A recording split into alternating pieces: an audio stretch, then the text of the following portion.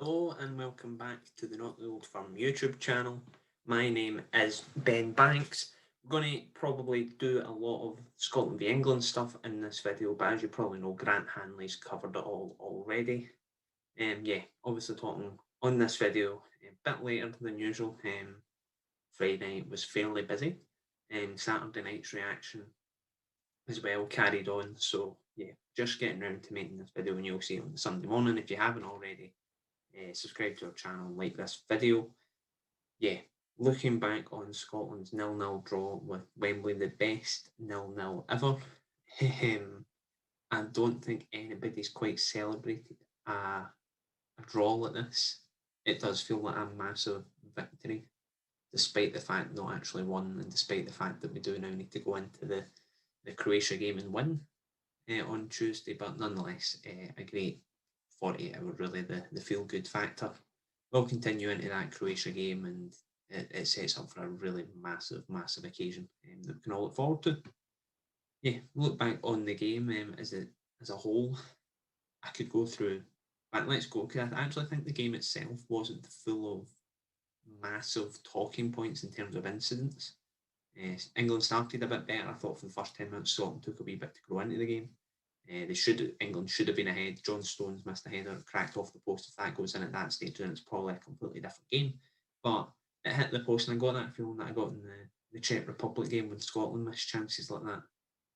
You just felt like it wasn't quite for England, even at that early stage. And they then missed through Mason Mount, who missed from about 6 yards out. And you just got the feeling that it wasn't quite going to happen for them at that stage as well. There was a weird feeling around that. You just felt like they weren't. I thought in the England game, the reaction to their win over Croatia was completely overhyped.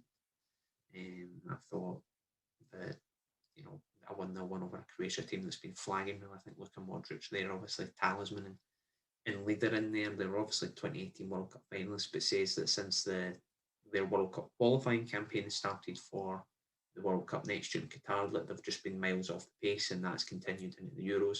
They looked miles off it against England, and they weren't all that much better against Czech Republic in a 1-1 draw, albeit that a bit of individual brilliance from Ivan Perisic got them a 1-1 draw at Hampden.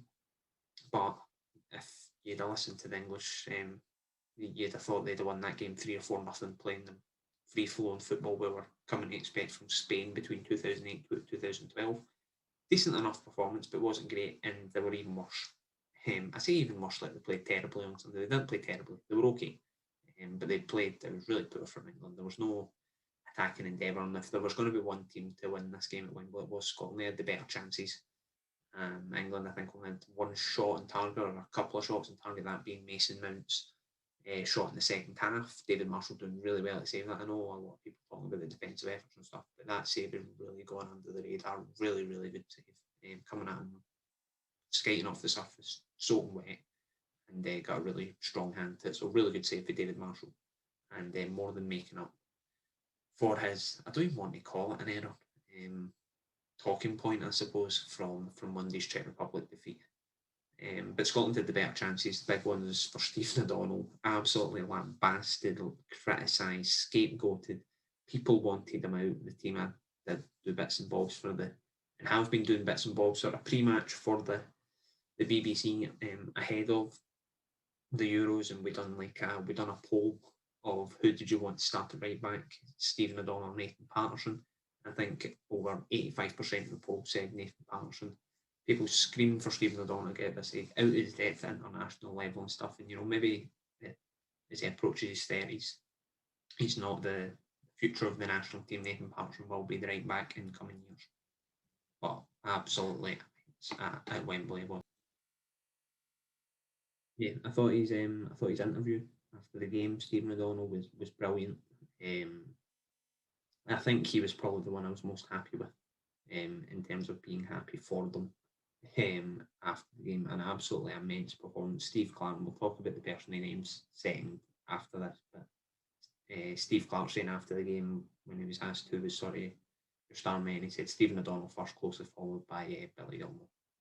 So yeah, Stephen O'Donnell, immense, and Tierney's cross comes in and he catches it on the volley. He's actually scored one like that for Motherwell It was last August, I think.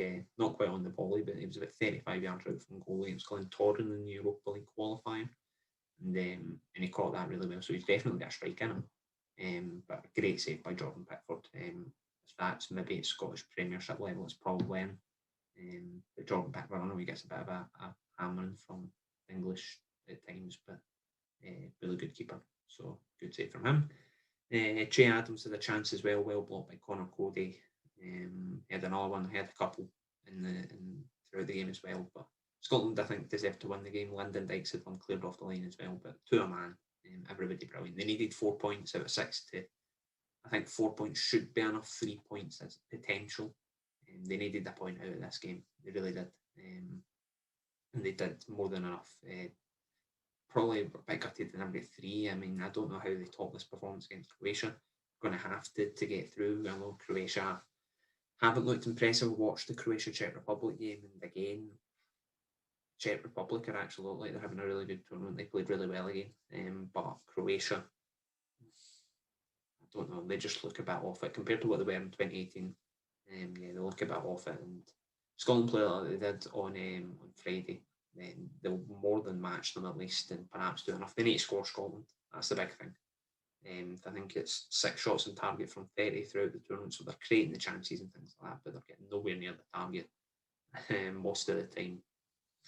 So they need to sort that fast. I think there's a predicament where if Czech Republic beat England by a couple of goals, Scotland beat Croatia by a couple of goals, we actually finish second in England finished third, which would be, wow, that would be quite something.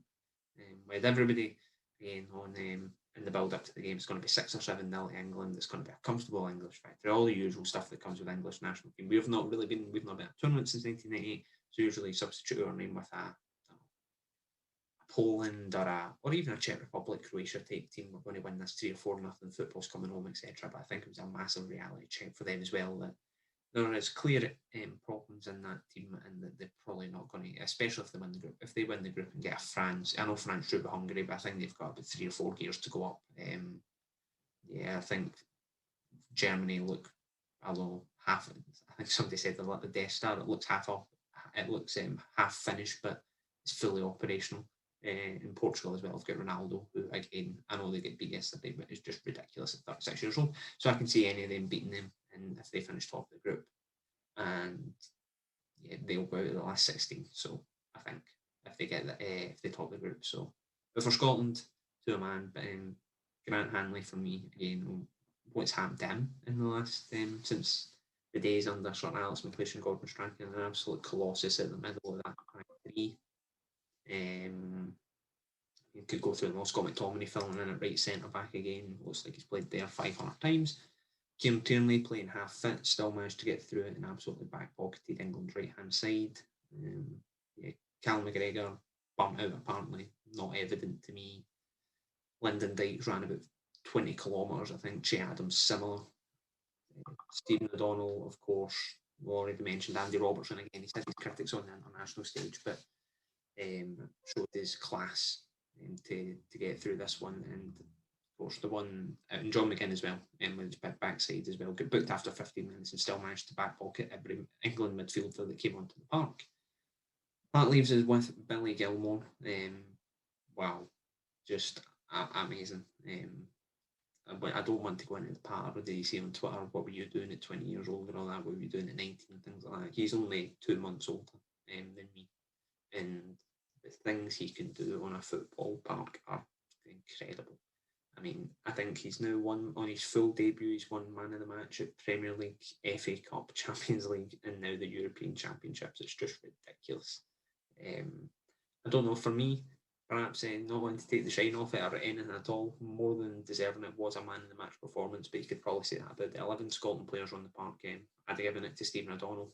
Perhaps, the fact that he's Billy Gilmour, he's the bright kid at Chelsea and things like that, perhaps swung it a wee bit for him. He's a bit more fashionable to give it to and a bit easier to promote than Mullow Stephen O'Donnell, but I'd have given it to Stephen O'Donnell. But take nothing away from Billy Gilmour. I mean, picking the ball up at the 18-yard box and basically passing it all the way up to England's 18-yard box, taking the ball under pressure, didn't look phased at all by this occasion. Yeah, he's going to be. I think we were talking after the game with a couple of pals and things like that. It's been talked for 15, since he was 15, could he go and play for a Barcelona or a Bayern Munich or all that when he's older? I think he could play for one of those teams now.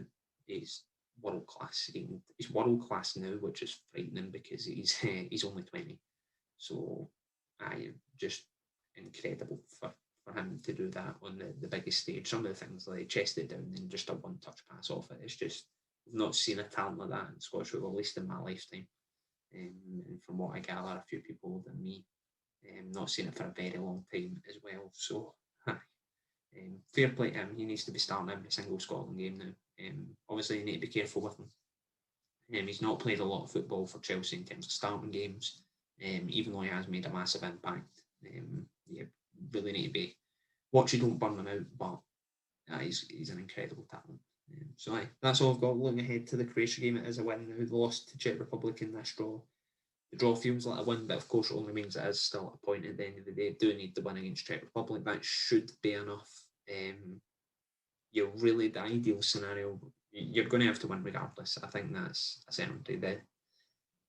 Because I don't think Scotland's goal difference, that defeat against Czech Republic, means that even if you finished on 2, I mean, I think there's a couple of groups that could finish this third place. Group could finish on 2 points. But realistically, if Scotland get 4 points, that should be enough to be one of the 6 out of 8 best third place finishes. You would like to think so. I don't think 2 points will be enough. It has to be the win. Preferably by a couple of goals to make it really rubber stamped. And if they get through that, then it's incredible. It's an incredible achievement. And then after that, you just take every game as it comes. But Croatia, I don't think there's anything to fear. They will be the favourites in the game, I think. But if Scotland play what they do on Friday, they will have no bother at all, I don't think. But that's where we're going to leave this. Do remember to like this video, subscribe to the channel, and until next time, see you later.